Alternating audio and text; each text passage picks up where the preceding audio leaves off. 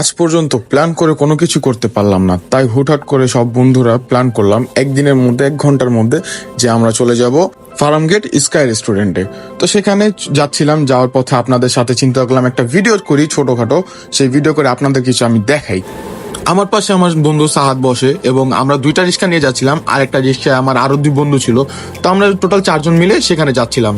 কিছুক্ষণ সামনে যাওয়ার পর দেখতে পারি শহীদ মিনার, আর শহীদ মিনারে এত পরিমাণ ক্রাউড, মানুষের কোনো অভাব ছিল না। সবাই সবার মতো ঈদের আনন্দ করছিল।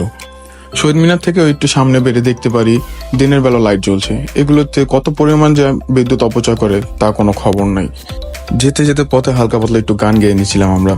আর রিক্সায় বসলে সম্পূর্ণ চুল আমার নষ্ট হয়ে যায় বাতাসে।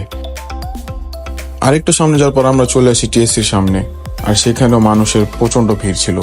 সবাই বলে মানুষ নাকি গ্রামে চলে গেছে, কিন্তু আমি দেখতে পেলাম কোনো মানুষই গ্রামে যায়নি, সবই ঢাকার মধ্যে অবস্থান করছে। সামনেই ছিল মেট্রো স্টেশন, আর আমি হয়তো বা একমাত্র লতা ব্যক্তি যে এখন পর্যন্ত মেট্রোতে উঠিনি। একটু পরপর পিছে ঘুরে দেখতেছিলাম আমাদের সাথে আরো 2 জন যে বন্ধু সামনে রিক্সায়, ওরা কে আসতেছে কিনা, কিন্তু ওদের কোনো দেখা পেলাম না। ঈদের জন্য আশেপাশে যত দোকানপাট ছিল, শপিং মল ছিল, বেশিরভাগই সবকিছু বন্ধ ছিল। তারপর চলে আসলাম আমরা আমাদের গন্তব্যে। আমরা ফার্ম গেটের সামনে চলে আসলাম। এখান থেকে আমরা ফার্স্টে খুঁজছিলাম কোথায় হলো ফার্ম গেট স্টেশন। তারপর মামা আমাদেরকে সামনে নিয়ে আসলো আর এসে বললো ওইখানে হলো ফার্ম গেট স্টেশনটা। তারপর আমরা 2 জন নেমে গেলাম। নেমে গিয়ে আমাদের সাহাদ ভাই আমাদের ভাড়াটা দিচ্ছিলেন, এবং ভাড়া দিতে দিতে আমরা সেখানে অপেক্ষা করছিলাম আমাদের ওই 2 বন্ধুদের জন্য, কিন্তু তাদেরও সেখানে কোনো খবর ছিল না। এরপর আমরা কল করলাম আমাদের সেই 2 বন্ধুদেরকে, আর তারা বলতেছে তারা নাকি পিছনে আছে আমাদের, তারা সামনে আসতেছে।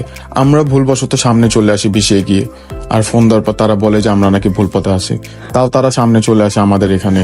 সাহাদ ভাই হাত থেকে ফোনটাই রাখতেছিল না, আমার কাছে সন্দেহ হচ্ছিল, তাই আমি তার ফোনটা চেক করলাম কোনো মেয়ের সাথে কথা বলছে কিনা। তারপর দেখতে পারি না, সে গান শুনছে, একা একা গান শুনতেছে। তাও আমাকে বললো না ভাই আপনি একটু গান শুনেন। এরপর সামনে তাকিয়ে দেখি ওরা 2 জন চলে আসছে, আর এসে আমাদেরকে বলছে স্কাই রেস্টুরেন্ট যেটা আমরা যাব সেটা হলো ওখানে, আর আমরা চলে আসছি আরো সামনে। তো তারপর ওরা ভাড়া দিয়ে দিল, আর এখানে দেখতে পাচ্ছেন হলো কিউট বয়টা দাঁড়িয়ে আছে, আর ওইখানে দেখেন কিভাবে টাকা বের করে টাকা দিচ্ছে। এরা হলো বড়লোক মানুষ, আর আমি হইলাম গরিব। এরপর সবাই মিলে হাঁটা ধরলাম স্কাই রেস্টুরেন্টের উদ্দেশ্যে। সবাই একসাথে মিলে যাচ্ছিলাম, আর এখানে ওরা ফ্রেম নেওয়ার জন্য ক্যামেরার সামনে এসে দাঁড়িয়ে আছে। ওইখানে হলো গিয়ে আমাদের চাচা, ওখানে হলো গিয়ে আমাদের কিউট বয়, আর আছে আমাদের হলো বুর্জ খালিফা। রাস্তা পার হওয়ার সময় সব সময় দেখে শুনে রাস্তা পার হতে হয়, কখন না গাড়ি এসে পড়ে তাহলে জীবনটা শেষ হয়ে যাবে। সেই জন্য ওদেরকে থামিয়ে দিয়ে আমি বলতেছিলাম। আর ওইখানে দেখতে পাচ্ছিলাম হলো আমাদের স্কাই রেস্টুরেন্টটা, ওই যে উপরে আমরা ওখানে যাব। সেখানে বাইরে থেকে দেখতে একটু সুন্দরই লাগলো, ভিতরে যাওয়ার পর দেখতে পারবো কেমন দেখা যাবে স্কাই রেস্টুরেন্টটা। আর এখান থেকে আমরা সামনে যেতে যেতে ওরা চাচ্ছিল যে টপকে রাস্তাটা পার হবে, আমি না করলাম। আমাদের বুর্জ খালিফা